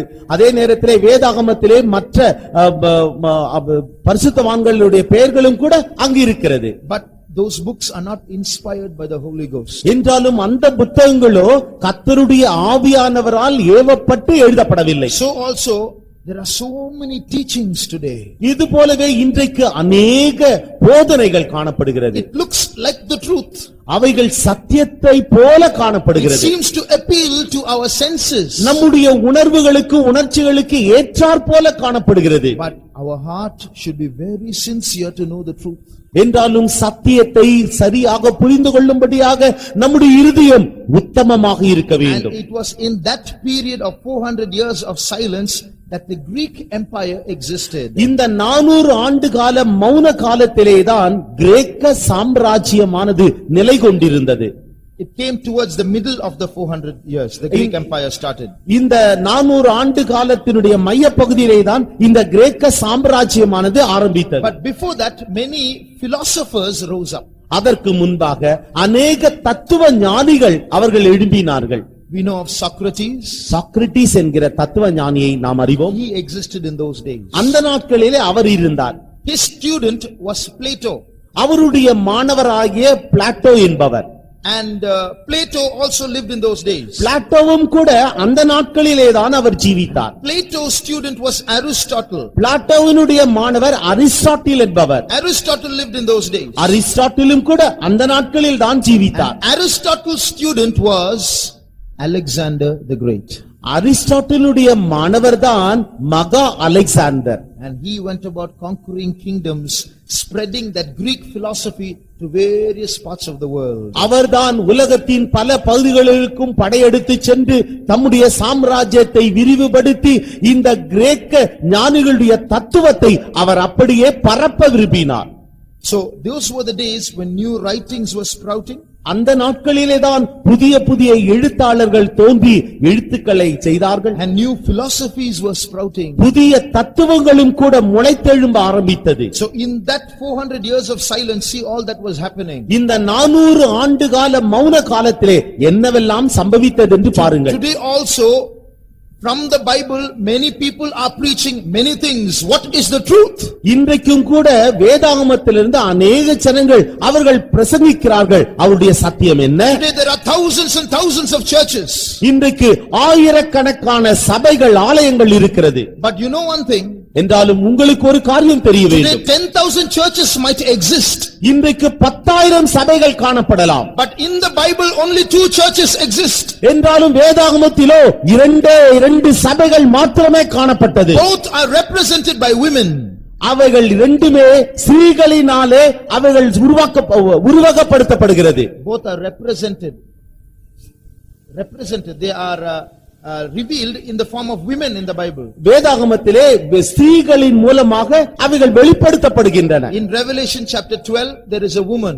வெளிப்படுத்தின விசேஷம் 12ஆம் அதிகாரத்திலே ஒரு ஸ்திரீயை குறித்து வாசிக்கின்றோம். In Revelation chapter 17 there is another woman. வெளிப்படுத்தின விசேஷம் 17ஆம் அதிகாரத்திலே இன்னொரு ஸ்திரீயை குறித்து வாசிக்கின்றோம். These are the only two churches that exist according to the Bible. வேதாகமத்தின் வெளிச்சத்தின் அடிப்படையிலே இந்த இரண்டு சபைகள் தான் உண்டு. So from Revelation chapter, the woman of Revelation chapter 12, a group of people will be formed as the man child and will go when Jesus comes. வெளிப்படுத்தின விசேஷம் 12ஆம் அதிகாரத்திலே சொல்லப்பட்டதான அந்த ஸ்திரீயை குறித்து சொல்லும் பொழுது அவர் அந்த சபையிலிருந்து ஒரு கூட்டத்தினராகிய ஜனங்கள் தங்களை ஆண் பிள்ளைகளாக மாற்றிக்கொண்டு கர்த்தர் வரும்பொழுது அவரோடு செல்வார்கள். They will become the man child. அவர்கள் ஆண் பிள்ளைகளாக மாற்றப்படுவார்கள். பிள்ளையாக, ஆண் பிள்ளையாக மாற்றப்படுவார்கள். And they will be caught up when Jesus comes. இயேசு வரும்பொழுது அவர்கள் எடுத்துக்கொள்ளப்படுவார்கள். But in Revelation 17 there is another church. It's the fallen church. She is called the whore. வெளிப்படுத்தின விசேஷம் 17ஆம் அதிகாரத்திலே விழுந்து போன ஒரு சபையை நாம் அங்கு காண்கின்றோம். அங்கு ஒரு ஸ்திரீயை குறித்து வாசிக்கின்றோம். அவள் வேசி என்று அழைக்கப்படுகிறாள். She is seen in the wilderness. அவள் வனாந்தரத்திலே காணப்படுகின்றாள். So there are only two churches. இரண்டு சபைகள் மாத்திரமே. So whichever church you and I go, நீங்களும் நானும் செல்லுகிறதான சபை எதுவாக இருந்தாலும், there might be 10,000 churches in the world today. இன்றைக்கு உலகத்திலே 10,000 சபைகள் இருக்கலாம். But remember, in God's sight all these 10,000 churches are divided into two groups. தேவனுடைய பார்வையில் இந்த 10,000 சபைகளும் ரெண்டு கூட்டமாக பிரிக்கப்படும். They are divided into two groups. அவர்கள் பிரிக்கப்பட்டிருக்கிறது.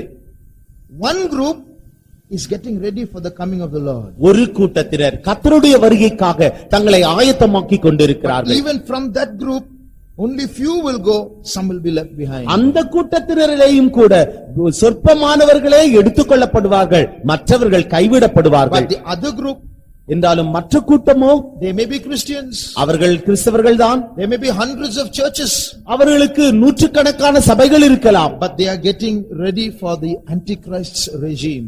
அந்த கிறிஸ்துவினுடைய அரசாட்சிக்காக தங்களை ஆயத்தமாக்கிக் கொள்பவர்கள். We are not trying to say we are the true church, not at all. நாங்கள் தான் உண்மையான சபை என்று நாங்கள் ஒருபோதும் சொல்லுகிறதில்லை. But let us ask ourselves this question. என்றாலும் இந்த கேள்வியை நம்மை பார்த்தே நாம் கேட்டுக்கொள்வோமா? Am I going to a church where I am getting ready for the coming of the Lord? கர்த்தருடைய வருகைக்கென்று ஆயத்தமாக்குகிற அந்த சபைக்கு நான் போகிறேனா? Does my conscience and my spirit tell me that I am growing towards the coming of the Lord? கர்த்தருடைய வருகையை நோக்கி நான் போகிறேன் என்று என்னுடைய மனசாட்சி என்னுடைய ஆவியும் சொல்லட்டும்.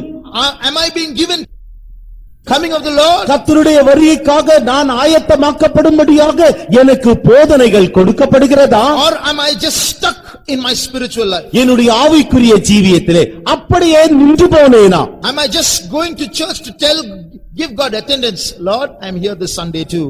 ஆண்டவரே, நான் இந்த ஞாயிற்றுக்கிழமை காலையிலே வந்துவிட்டேன் என்று கர்த்தருக்கு அந்த வருகை பதிவேட்டிலே குறித்துக் கொள்ளும்படியாக நான் அங்கு சென்றேனா?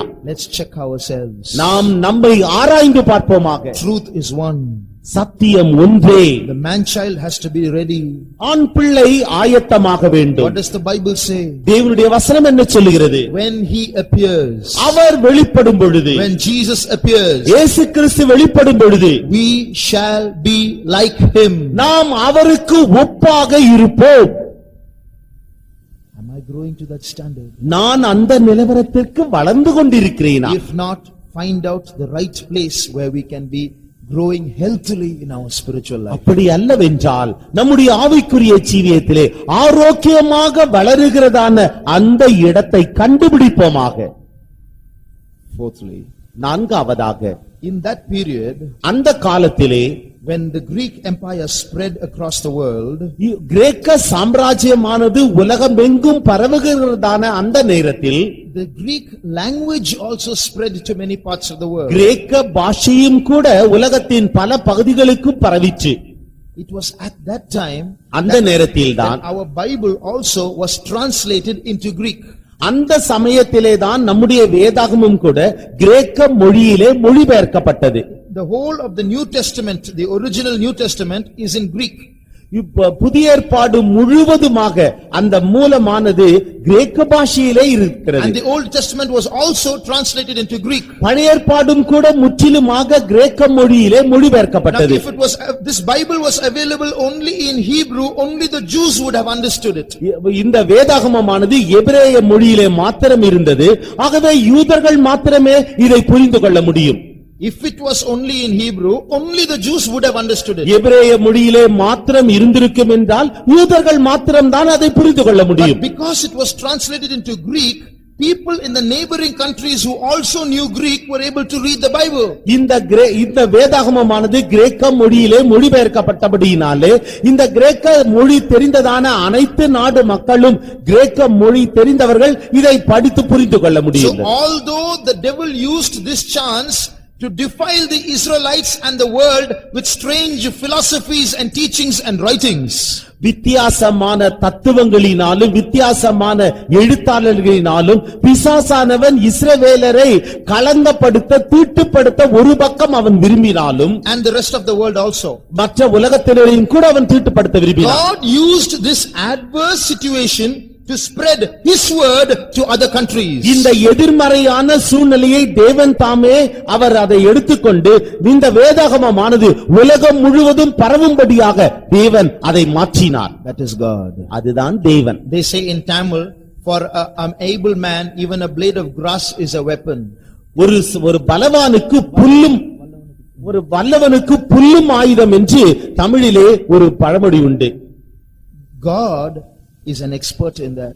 தேவன் இதை காட்டிலும் மிகவும் மேலானவர். He is able to take any situation and use it for his advantage. எந்த சூழ்நிலையும் அவர் கையில் எடுத்து அதை தமக்கு பிரயோஜனம் உள்ளதாக அவர் மாற்றிக்கொள்வார். And if children of God get associated with God in that way, we also can use any situation to our advantage. தேவனுடைய பிள்ளைகள் இத்தகைய வழிமுறையிலே அவர்கள் தேவனோடு கூட அவர்கள் நெருங்கிய தொடர்பு வைத்துக் கொள்வார்கள் என்றால் நாமும் கூட எத்தகைய சூழ்நிலையும் பிரயோஜனப்படுத்திக் கொள்ளலாம். One day one old woman had no bread in the house.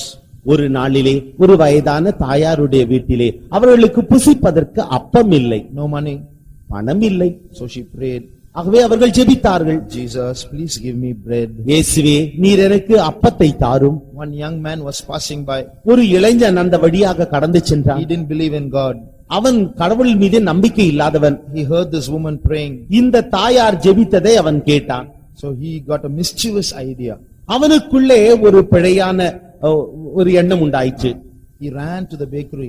அவன் பேக்கரிக்கு உடனடியாக சென்றான். Bought 2 loaves of bread. 2 ரொட்டிகளை வாங்கி வந்தான். And pushed it through the chimney of that house. அந்த வீட்டினுடைய புகைப்போக்கியின் வழியாக அதை உள்ளே செலுத்தினான். This woman is praying, Jesus, give me bread. அப்பொழுது இந்த தாய், இயேசுவே எனக்கு அப்பத்தை தாரும். Suddenly she heard a sound. திடீரென்று அவர்களுக்கு ஒரு சத்தம் கேட்டது. And 2 loaves of bread.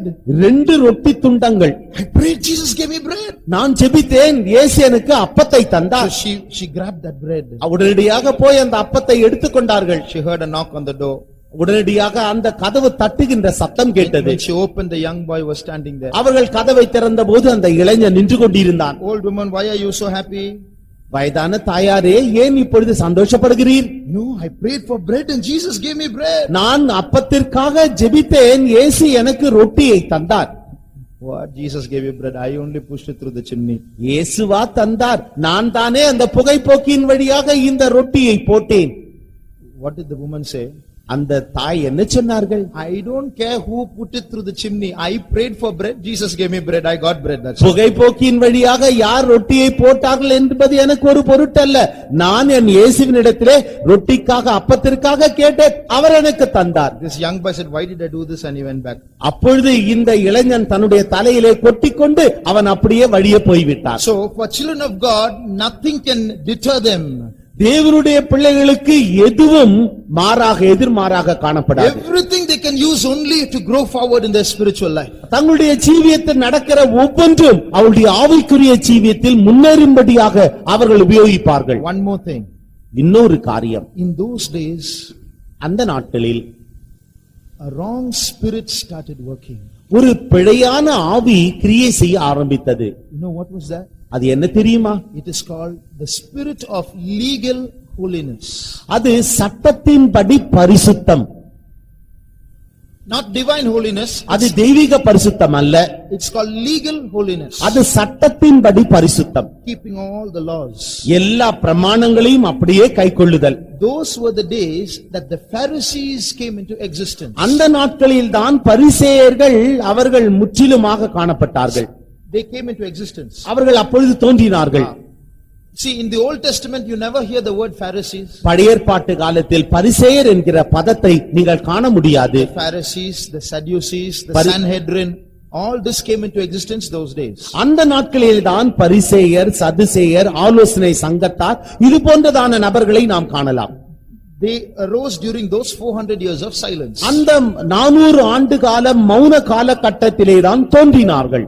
So, what was happening? என்ன சம்பவித்தது என்றால் an atmosphere of legal holiness was being created in Israel that time. சட்ட ரீதியான பரிசுத்தம் என்பது இஸ்ரவேலிலே உருவாக்கப்பட்டது. And it was that worked against divine holiness. அது தெய்வீக பரிசுத்தத்திற்கு எதிரடையாக கிரியை செய்தது. What does that legal holiness say? அந்த சட்டதிட்டமான அந்த பரிசுத்தம் என்ன சொன்னது? It kills the sinner. அது பாவியை கொன்றது. That is why they dragged that woman caught in adultery.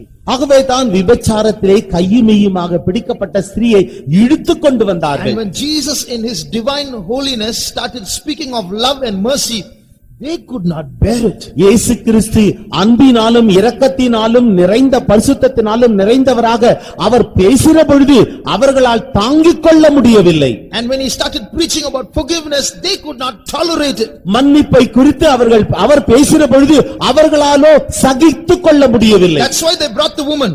ஆகவே தான் அவர்கள் அந்த ஸ்திரீயை கொண்டு வந்தார்கள். See, she's caught in adultery. அவள் விபச்சாரத்திலே பிடிக்கப்பட்டாள். Tell me, what does the law say? பிரமாணம் என்ன சொல்கிறது என்று சொல்லும். They wanted him, they were provoking him to forgive her so that he may transgress the law. அவர் சட்டத்தை மீறும்படியாக அவர் அந்த ஸ்திரீக்கு மன்னிப்பை அளிக்கும்படியாக அவரை தூண்டினார்கள். So if he says no, I forgive her, அவர் அந்த ஸ்திரீயை நான் மன்னிக்கிறேன் என்று சொல்லியிருந்தார். he becomes guilty of the law. அவர் அந்த சட்டத்தின்படி குற்றவாளி. The law says kill her and you say forgive her. சட்டம் சொல்லுகிறது அவள் கொலை செய்யப்பட வேண்டும் என்று, நீரோ அவரை மன்னிக்க வேண்டும் என்று சொல்லுகிறீர். That's why he knew their thoughts, he knew their tricks, he didn't answer. அவளுடைய எண்ணங்களை அவளுடைய மனதின் தோற்றங்களை நன்றாக அறிவார். ஆகவே தான் அவர் பதில் ஒன்றும் சொல்லவில்லை. First of you without sin, let him cast the first stone. உங்களில் பாவம் இல்லாதவன் முதலாவது அவள் மீது கல்லெறிய கடவன். So that was the air or the atmosphere of legal holiness that existed those days. அந்த நாட்களிலே நிலவியதான சட்டத்தின்படியான பரிசுத்தம் அதுதான். But you know what is a sign for true holiness? ஒரு உண்மையான தெய்வீக பரிசுத்தத்தின் அடையாளம் என்ன தெரியுமா? God was perfect in holiness. தேவன் தாமே பரிசுத்தத்திலே பூரணராக இருந்தார். And the perfection in holiness shows how he hates sin. எவ்விதமாக அவர் பாவத்தை வெறுத்தார் என்பதிலிருந்து அவர் பரிசுத்தத்திலே எவ்வளவு பூரணராக இருந்தார் என்பது புலப்படும். But the beauty of that holiness is that he loved the sinner. அந்த பரிசுத்தத்தினுடைய அழகே என்னவென்றால் அவர் பாவியை நேசித்தார். But legal holiness won't love the sinner, it's kill the sinner. சட்டத்தின்படியான பரிசுத்தமானது பாவியை ஒருபோதும் நேசிக்கிறதில்லை, பாவியை கொலை செய்யும். So we thank God, we have a God who loves weak people. பலவீனரை நேசிக்கிறதான ஒரு தேவன் நமக்குண்டு. ஆகவே நாம் தேவனுக்கு நன்றி செலுத்துவோமாக. We are all weak people. நாம் எல்லாரும் பலவீனர்கள். Each of us has our own weaknesses. நம் ஒவ்வொருவருக்கும் நமக்கேற்ற பலவீனம் உண்டு. We have a whole lot of good and we have a whole lot of bad also. நம்மிடத்திலே நன்மையான காரியங்களும் உண்டு, தீமையான காரியங்களும் உண்டு. Do you know something? இன்னும் சிலது தெரியுமா? God is a perfect God. தேவன் பரிபூர்ணமான தேவன்தான். But our God also has a weakness. என்றாலும் நம்முடைய தேவனுக்கும் பலவீனம் உண்டு. What's this brother saying? God has a weakness. தேவனுக்கு பலவீனம் உண்டு என்று இந்த சகோதரர் என்ன சொல்லுகிறார்? In one sense, God has a weakness. ஒரு பகுதியில் தேவனும் பலவீனர்தான். Some people have a weakness for sleep. சிலருக்கோ தூக்கம், அவர்கள் நன்றாக தூக்கம் வேண்டும், அந்த பலவீனம் உண்டு. Some people have a weakness for coffee. 5 times, 10 times a day they have to drink coffee. சிலருக்கு ஒரு நாளிலே 5 முறை 10 முறை காபி குடிக்க வேண்டும், இத்தகைய பலவீனம் உண்டு. Some people have a weakness for television. All the time they are glued to the television. சிலருக்கோ தொலைக்காட்சி பெட்டியின் முன்பாக அமர்ந்து அதையே பார்த்து ரசிக்க வேண்டும், அத்தகைய பலவீனம் அவர்களுக்கு உண்டு. God has a weakness also. தேவனுக்கும் கூட ஒரு பலவீனம் உண்டு. God has a weakness for weak people. பலவீனருக்காக தேவன் பரிதாபப்படுகிறார். He has a weakness for weak people. பலவீனருக்காக பலவீனப்படுகிற தேவன் அவர். பலவீனருக்காக ஒரு பலவீனம் உண்டு அவருக்கு. பலவீனருக்காக அவரிடத்திலே ஒரு பலவீனம் உண்டு. What does that mean? அதனுடைய அர்த்தம் என்ன? When he sees a weak person. அவர் ஒரு பலவீனமான நபர். When he sees a weak person, அவர் ஒரு பலவீனமான நபரை பார்க்கும் பொழுது he has a special affection for that person. அந்த நபரிடத்திலே ஒரு விசேஷித்த பாசத்தை காண்பிக்கிறார். And he goes after that person. அந்த நபருக்கு பின்னாலேயே செல்லுகிறார். That affection goes after that person and converts him and makes him a holy person. அந்த பாசமானது அவர்களுக்கு பின்னாலேயே சென்று அவரை மனம் திரும்ப வைத்து கொண்டு வருகிறது. And that is why you and I are here today. ஆகவே தான் நீங்களும் நானும் இங்கே இருக்கிறோம். Hallelujah! Hallelujah! Thank God we have a God who feels for weak people. பலவீனரை நன்றாக அறிந்த ஒரு தேவன் உண்டு, அதற்காக நன்றி செலுத்துகிறோம். There are some people even in our midst who are full of legal holiness. என்றாலும் நம்முடைய மத்தியிலோ சிலருக்கோ இந்த சட்டதிட்டமான பரிசுத்தத்தில் காணப்படுகிறார்கள். If there is anyone who contravenes the law, immediately take the sword. அவர் யாராகிலும் ஒரு சட்டத்தை மீறுவார் என்றால் உடனடியாக பட்டயத்தை எடுத்துக் கொள்வார். Have we ever prayed for people who are weak? பலவீனருக்காக நாம் எப்பொழுதாகிலும் ஜெபித்திருக்கிறோமா? There was one brother who was always sleeping in all the meetings. ஒரு சகோதரர் இருந்தார், அவர் எப்பொழுதுமே கூட்டங்களில் எல்லா கூட்டங்களிலும் தூங்கிக் கொண்டிருப்பார். Other brother could not tolerate it. அடுத்த சகோதரரால் இதை பொறுத்துக் கொள்ள முடியவில்லை. Brother, what is this? Always you're sleeping like this in the meeting. சகோதரனே, ஏன் கூட்டத்திலே இவ்விதமாக தூங்கிக் கொண்டிருக்கிறீர்? By sleeping like this you're disturbing us also. நீர் தூங்குவதன் மூலமாக எங்களையும் கூட தொந்தரவு படுத்துகிறீர். Brother got so scared. அப்பொழுது இந்த சகோதரன் அப்படியே பயந்து விட்டார். From the next meeting this brother started sleeping. அடுத்த நாள் கூட்டத்திலிருந்து இந்த சகோதரர் தூங்க ஆரம்பித்து விட்டார். And as far as I know, till today he is sleeping in all the meetings. இன்றைய வரைக்கும் அவர் அந்த கூட்டத்திலே தூங்கிக் கொண்டிருக்கிறார் என்பதை நான் அறிவேன். That is legal holiness. அதுதான் சட்டத்தின்படியான பரிசுத்தம். No affection or pity for weak people. பலவீனருக்காக இரக்கம், பாசம், பரிதாபம் இல்லை. But we have a God who loves weak people. என்றாலும் பலவீனரை நேசிக்கிறதான ஒரு தேவன் நமக்குண்டு. Shall we all close our eyes? நாம் நம்முடைய கண்களை மூடுவோமா? We have heard so many things. நாம் अनेक காரியங்களை கேட்டோம். We have learnt about these 400 years of silence. 400 ஆண்டு கால இந்த மௌன காலகட்டத்தை குறித்து கேட்டோம். We have heard finally that our God is a God who loves weak people. முடிவிலே பலவீனரை நேசிக்கிறதான நம்முடைய தேவன் அவர் என்று நாம் கேட்டோம். What did that legal holiness do? அந்த சட்டத்தின்படியான பரிசுத்தம் என்ன செய்யும்? What did it do? அது என்ன செய்தது? It existed in the Pharisees. பரிசேயர்களுக்குள் They were so holy அவர்கள் மிகவும் பரிசுத்தர்கள் that through their holiness they killed Jesus. அவர்களுடைய பரிசுத்தத்தின் மூலமாக இயேசுவை கொலை செய்தார்கள். But Jesus loves you and me. என்றாலும் இயேசுவோ உங்களையும் என்னையும் நேசிக்கிறார். Shall we all close our eyes? நாம் நம்முடைய கண்களை மூடுவோமாக. I want to ask you a question. நான் உங்களை பார்த்து ஒரு கேள்வி கேட்க விரும்புகின்றேன். Don't open your eyes. உங்களுடைய கண்களை திறக்க வேண்டாம். Don't look to your sides. நீர் உங்களுடைய அருகாமையில் இருப்பவரை பார்க்க வேண்டாம். All those who say I am weak in my spiritual life, என்னுடைய ஆவிக்குரிய ஜீவியத்திலே நான் பலவீனமாக இருக்கிறேன் என்று சொல்பவர்கள், believers or servants of God, விசுவாசிகளோ கர்த்தருடைய ஊழியக்காரரோ, let us lift up our hands. நாம் நம்முடைய கரத்தை உயர்த்துவோமாக. All those who say yes, I am weak in my spiritual life, என்னுடைய ஆவிக்குரிய ஜீவியத்திலே நான் பலவீனனாக இருக்கிறேன் என்று சொல்கிற அனைத்து நபர்களும், let us put up our hands. நாம் நம்முடைய கரத்தை உயர்த்துவோம். God is our God. தேவன் அவர் நம்முடைய தேவன். God is our God. தேவன் நம்முடைய தேவன். Hallelujah. Hallelujah. He is a God of weak people. அவர் பலவீனருக்கான தேவன். That's why he has brought you and me here. ஆகவே தான் அவர் உங்களையும் என்னையும் இங்கே கொண்டு வந்திருக்கிறார். That's why he went after you and me and called you and me. ஆகவே தான் உங்களுக்கும் எனக்கு பிறகாலே அவர் வந்து அவர் நம்மை அழைத்தார். Do you know, weak brother, do you know, weak sister, that God has a special love for you? பலவீனமான சகோதரனே, பலவீனமான சகோதரியே, உங்களுக்கு தெரியுமா பலவீனரான உங்களை அவர் பின்தொடர்ந்து வந்தார். Do you know that God has a special affection for you? உங்களுக்கென்று தேவனுக்கென்று தேவனால் ஒரு விலையேறப்பெற்றதான விசேஷித்ததான ஒரு பாசம் உங்கள் மீது இருக்கிறதை உணர்கிறீர்களா? You may be weak. நீங்கள் பலவீனராக You may be இருக்கலாம். discouraged with yourself. நீங்கள் உங்களுடைய சுயத்தினாலே பிடிக்கப்பட்டிருக்கலாம். Why am I like this? நான் ஏன் இவ்விதமாக இருக்கிறேன்? When am I going to change? நான் ஏன் மாறக்கூடாது? You may be fed up of yourself. உங்களை குறித்து நீங்கள் அதிருப்தியுற்றிருக்கலாம். But let me tell you the word of God. என்றாலும் தேவனுடைய வசனத்தை சொல்லுகிறேன். Dear child of God, Jesus loves you. பிரியமான தேவனுடைய பிள்ளையே, இயேசு உன்னை நேசிக்கிறார். Weak as you are, Jesus loves you. பலவீனராக இருக்கிறதான உன்னை அவர் நேசிக்கிறார். And he will not let you go. அவர் உன்னை ஒருபோதும் கைவிட மாட்டார். Because his holiness is a divine holiness. அவருடைய பரிசுத்தம் தெய்வீக பரிசுத்தம். He is a friend of sinners. அவர் பாவிகளுடைய தோழன். Today he is taking a challenge.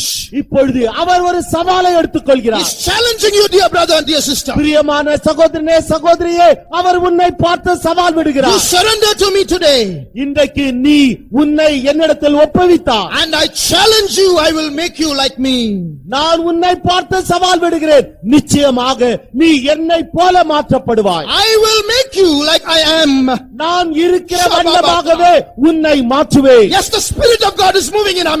கர்த்தருடைய ஆவியானவர் நம்முடைய மத்தியிலே அசைவாடிக் கொண்டிருக்கிறார். Only weak people are going to get a special anointing this night. இந்த நேரத்திலே பலவீனர் மாத்திரமே விசேஷித்த அபிஷேகத்தை பெற்றுக்கொள்ளப் போகிறீர்கள். Weak people are going to get a special anointing tonight. பலவீனர்கள் மாத்திரமே இந்த இரவிலே விசேஷித்த அபிஷேகத்தை பெற்றுக்கொள்ளப் போகிறீர்கள். You are not going to be weak anymore. இனிமேல் நீ பலவீனராக இருக்க போவதில்லை. Let the weak say, I am strong. பலவீனன் தன்னை பலவான் என்று சொல்வானாக. By the grace of God. தேவனுடைய கிருபையினாலே, By the grace of Jesus. இயேசுவுடைய கிருபையினாலே, Whatever is my weakness, என்னுடைய பலவீனம் எதுவாக இருந்தாலும் சரி, I shall overcome. நான் நிச்சயமாக அதை மேற்கொள்ளுவேன். In Jesus' name I shall overcome. இயேசுவின் நாமத்தினாலே நான் அதை மேற்கொள்ளுவேன். Because the living God, அவர் ஜீவனுள்ள the தேவன், holy God, அவர் பரிசுத்தமான the தேவன், almighty சர்வ God, வல்லமுள்ள தேவன். he is my friend. அவர் என்னுடைய தோழன், He is my friend. அவர் என்னுடைய நண்பன், He is my helper. அவர் என்னுடைய சகாயர், He is my bridegroom. அவர் என்னுடைய மணவாளன், And he shall change me. அவர் என்னை மாற்றுவார். Sabadia bantura maushantudania. Ribana mauntia rabaushantudena mankatudania mankatuda. Thank you, Lord. We praise you, we praise you, we praise you, we praise you.